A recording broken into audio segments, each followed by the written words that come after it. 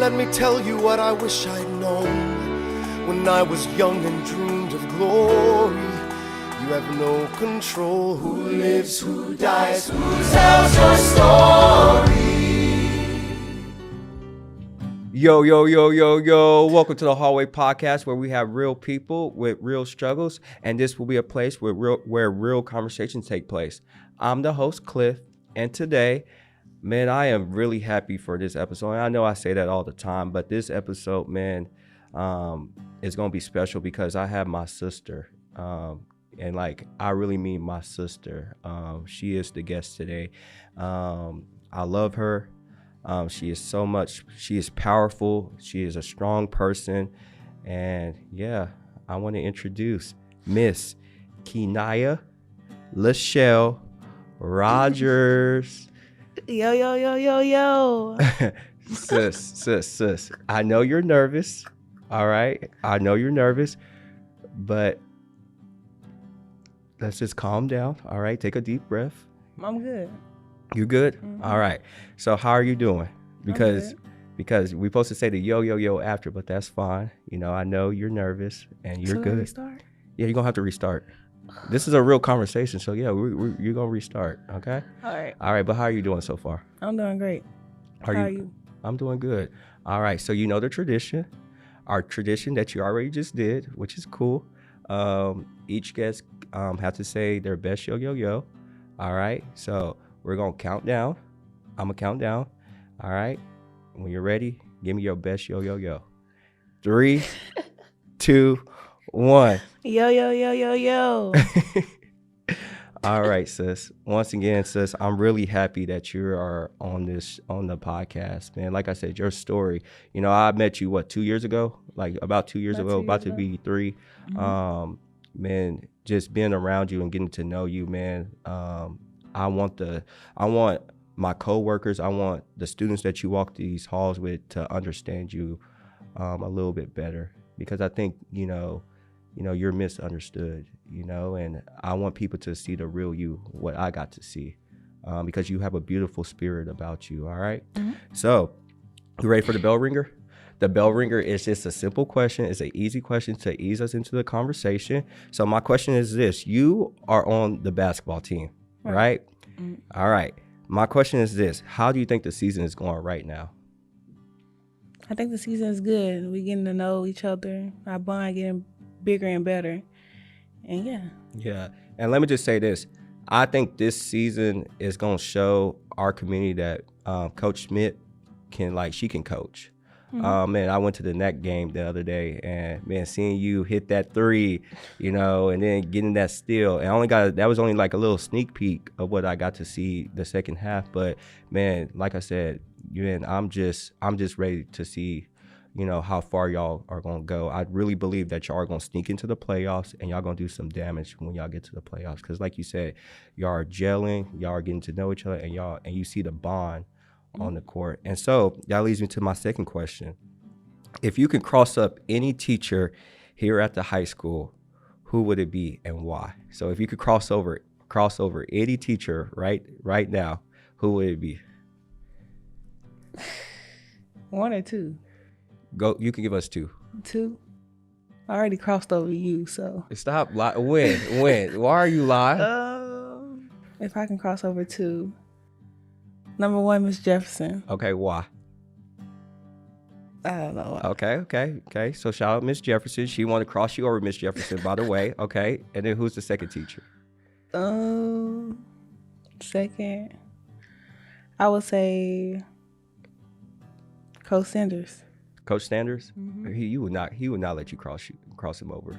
He looked like he could play defense. Okay. So I want to shout out Miss Jefferson and Coach Sanders. Keke Rogers says she will cross you over if she had the chance. So, are you ready for the conversation? Mm-hmm. All right, sis. So, hold on. Let me get myself correct. So, let's talk about. No, it was February, right? Mm-hmm. You lost your dad. Mm-hmm. What year? 23. 23? Mm-hmm. Okay. Can you tell us, can you just, set up the day for us?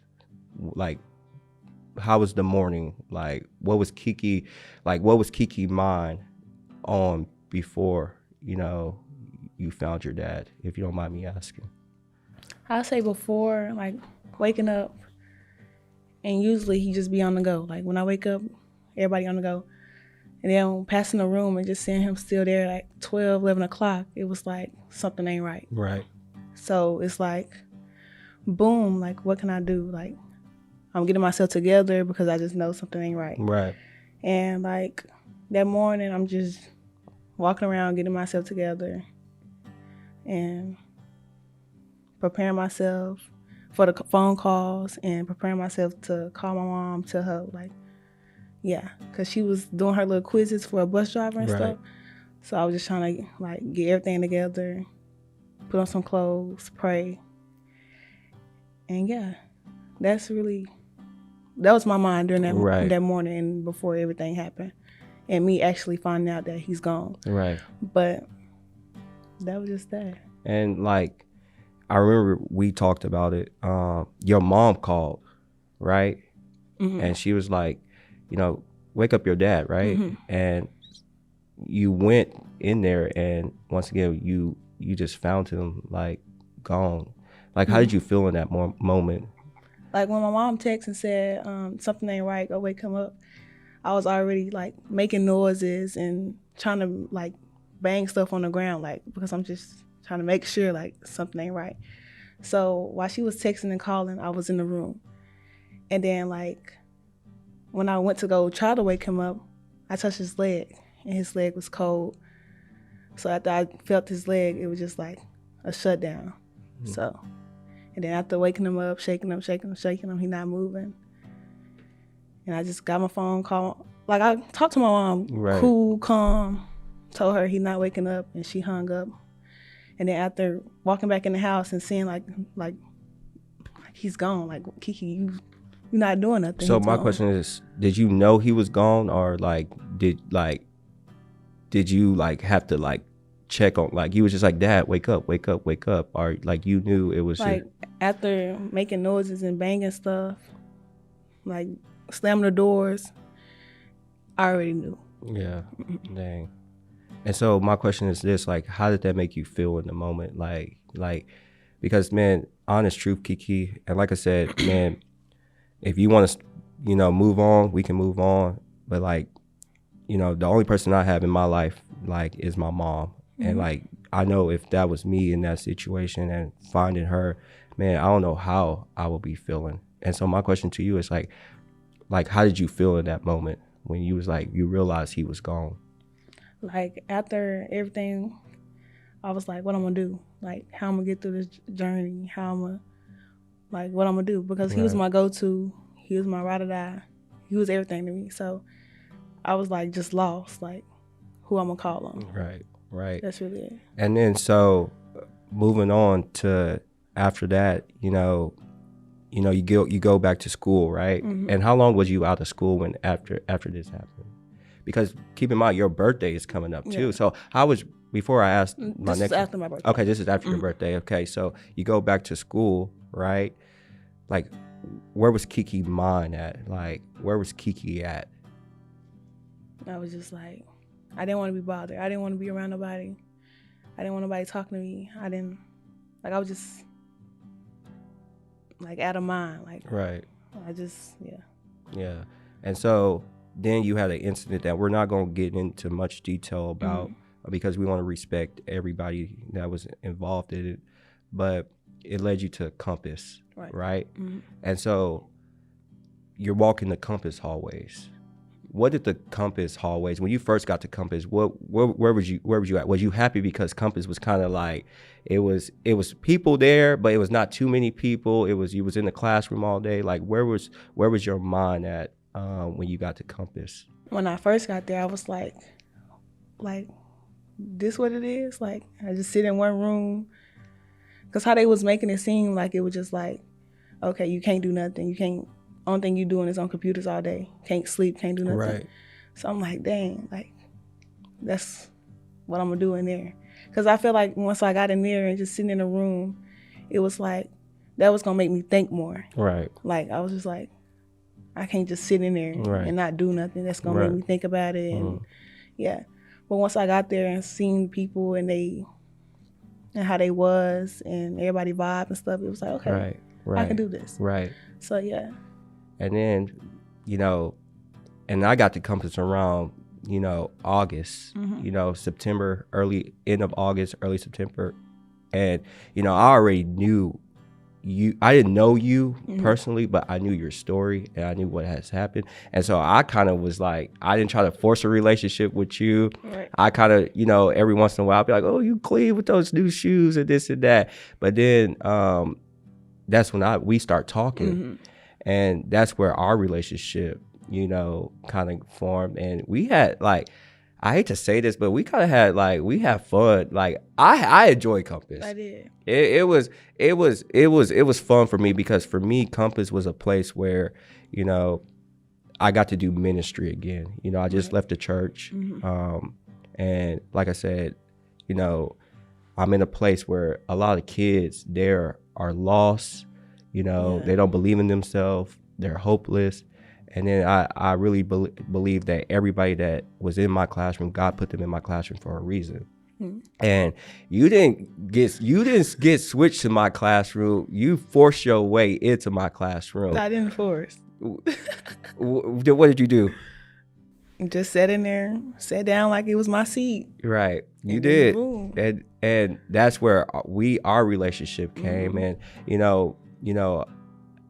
that's where I felt like you was my little sister. Right. And that's where I just knew I just needed to love on you and just show you God's love at the end of the day. And we just became close. We was playing games. We had deep conversations. We used to be outside playing basketball. Remember, you used to say, who you think you are as a coach?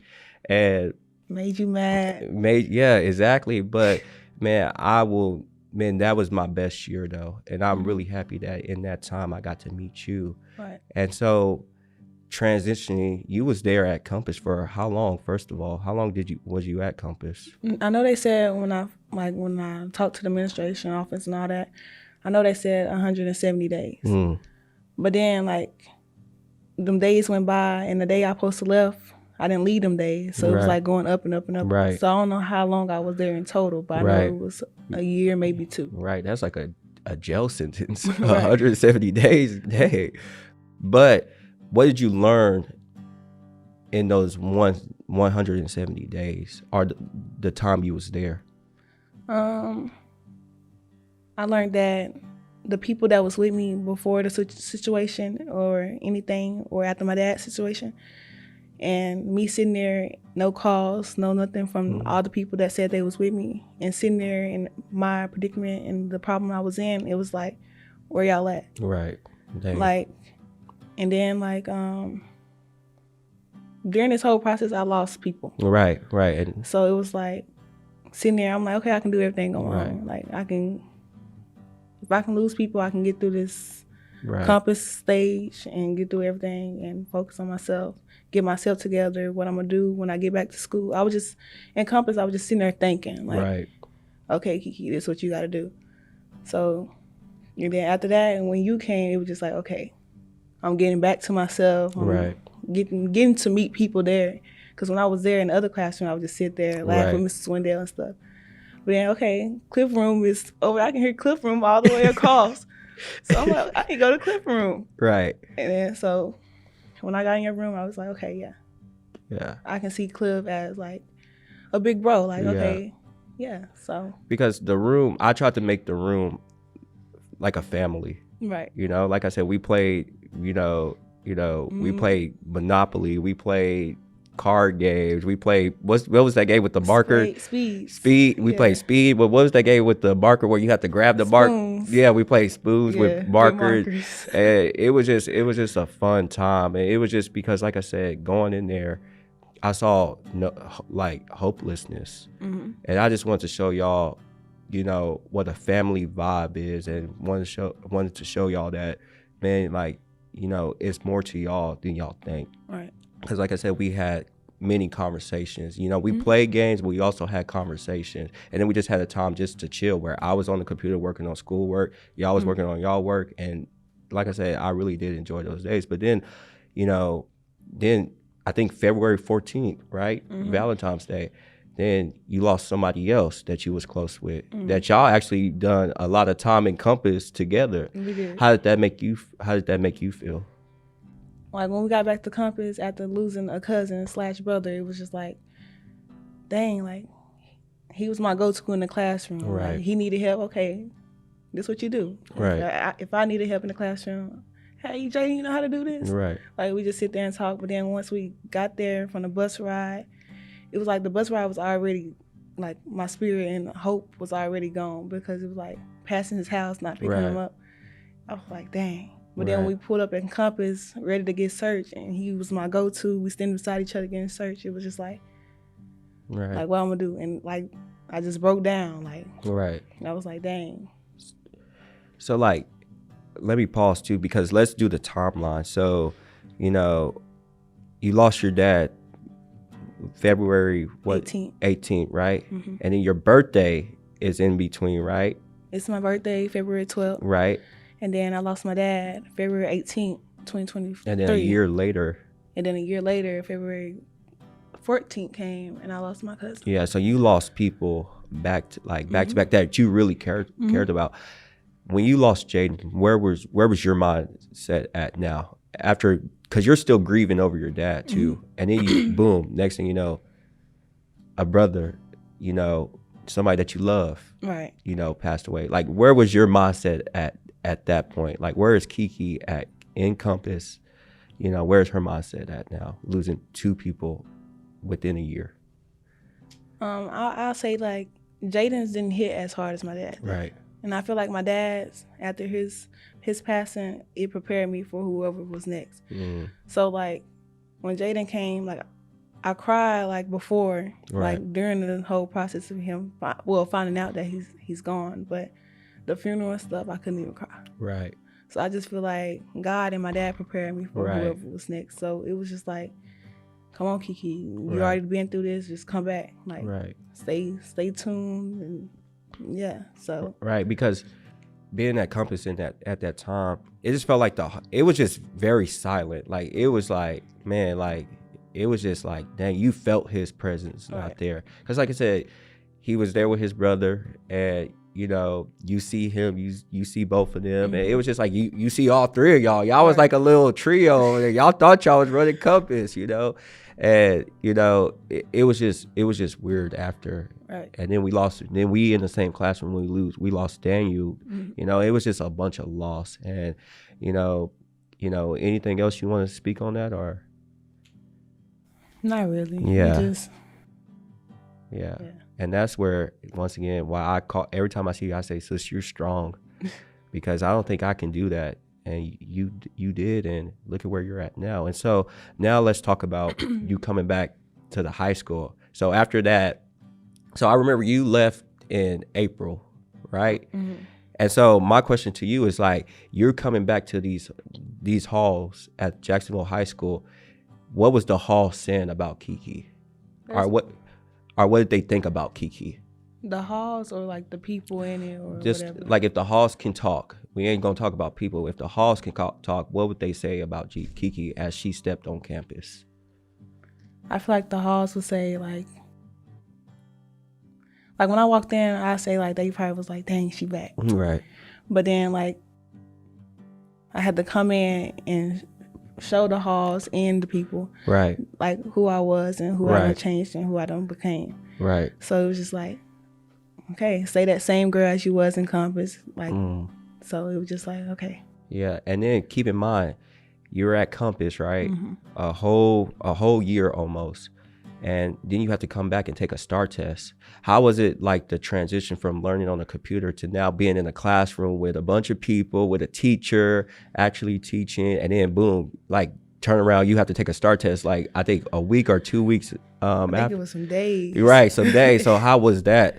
Like, when I went in there and, okay, she's like, test. I'm like, test. Like, I just got back. I don't know nothing. Right. So then, like, I see the kids getting their calculators and ready. I'm looking around like, right. Do you want me to start right now? Right. Like, but then I just feel like that was a hard time, but, like, they gave me, like, they gave me a chance. Like, Right. even if I didn't know, like, she was like, if you just do it, and Right. you can get a grade Right. for it.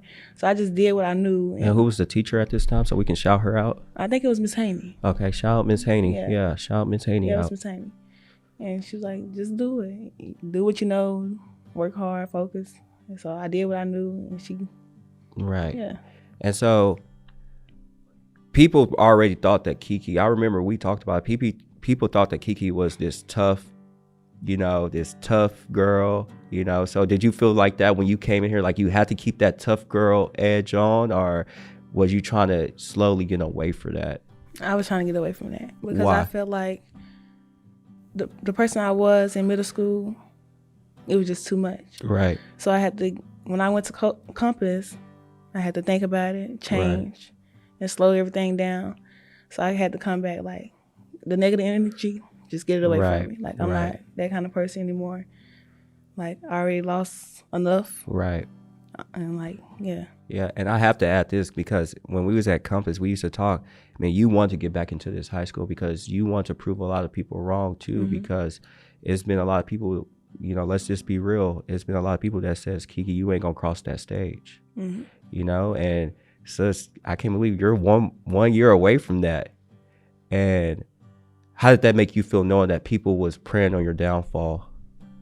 It was like, yeah, come on, Keke, like, you Right. don't give up now, like, come on, like, stay strong. And then, like, during that whole process, like, I can hear my dad telling me, Keke, come on, like, I ain't raised you to be.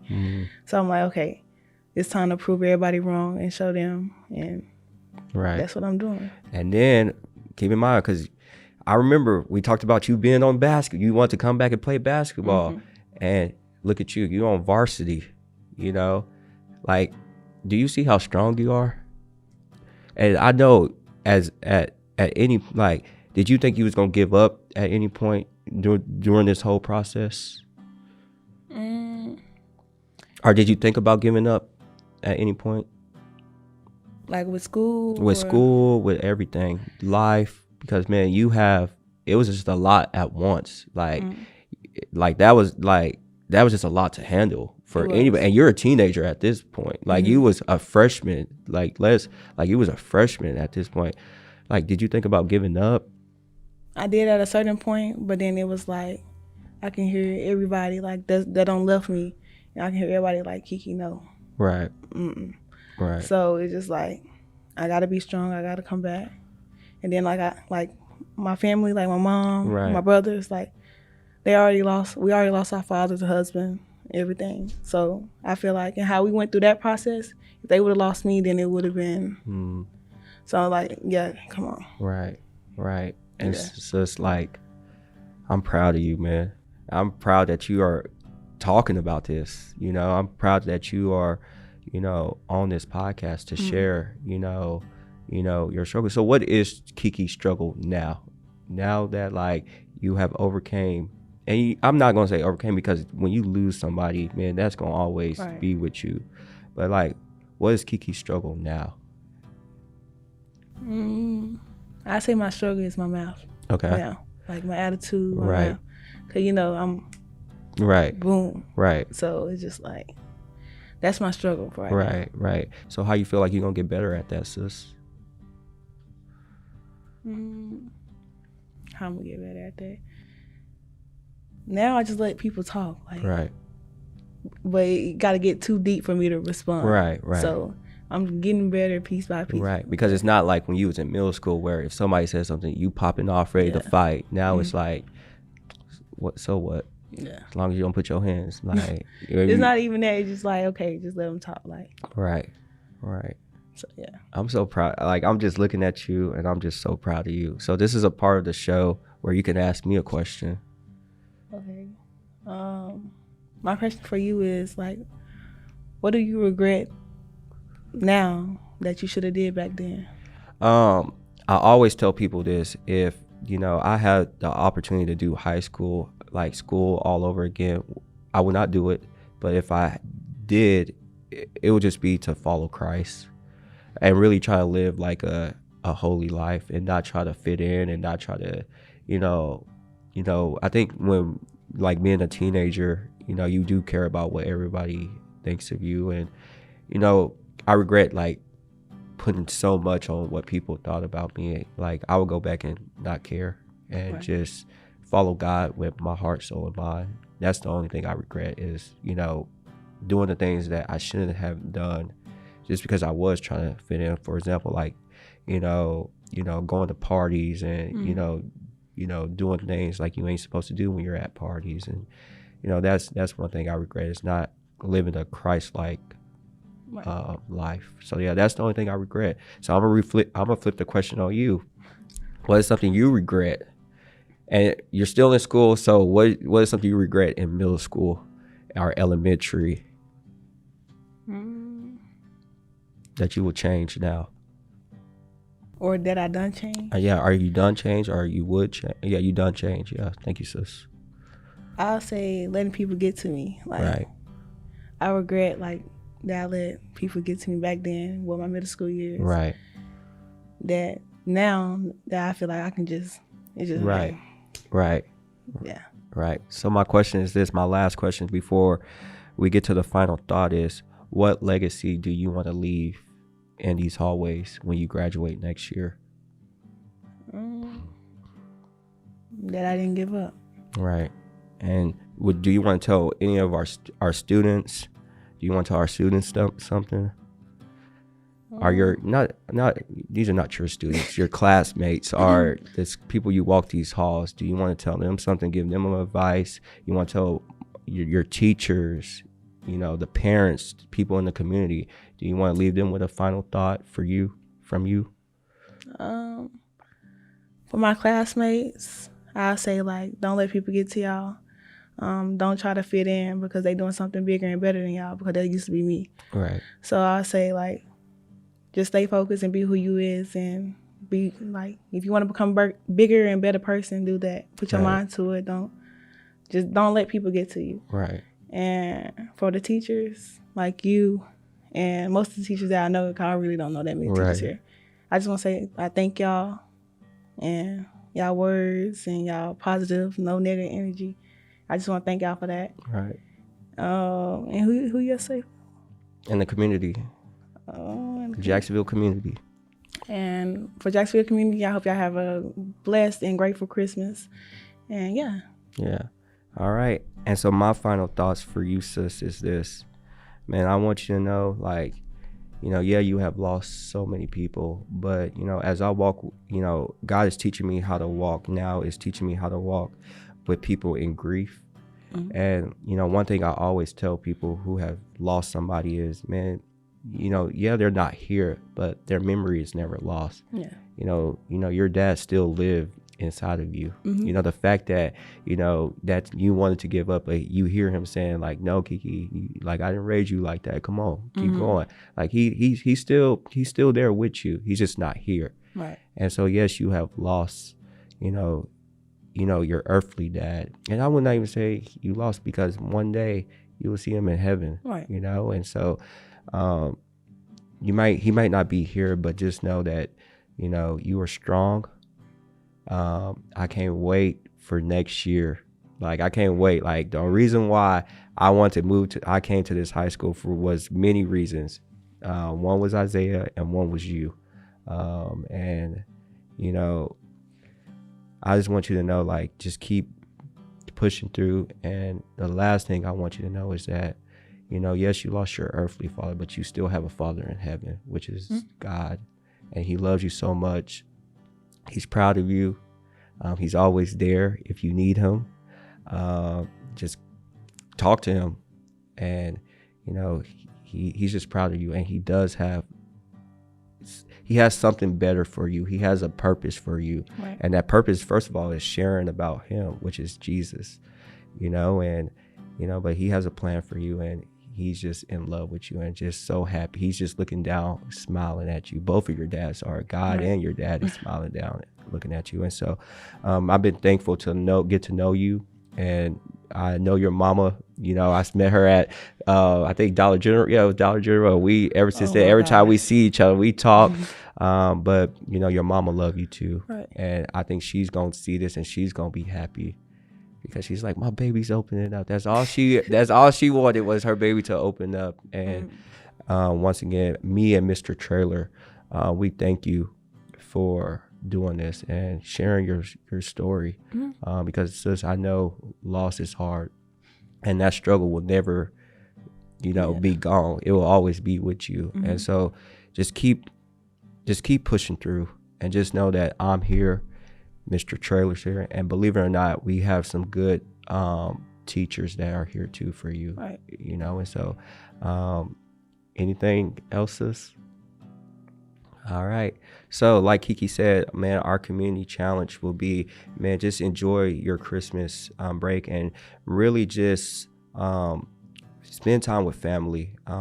This season, this is a season not for gifts. It's a season to be around people that you love. That is the greatest gift, is somebody being there, because, man, you just never know when somebody's not going to be there. And so, man, just enjoy your family this Christmas break. And with that, thank you for watching the Hallway Podcast. Stay tuned, because more is to come. Keke, thank you, and I love you, and I'm proud of you. Thanks. Who tells your story?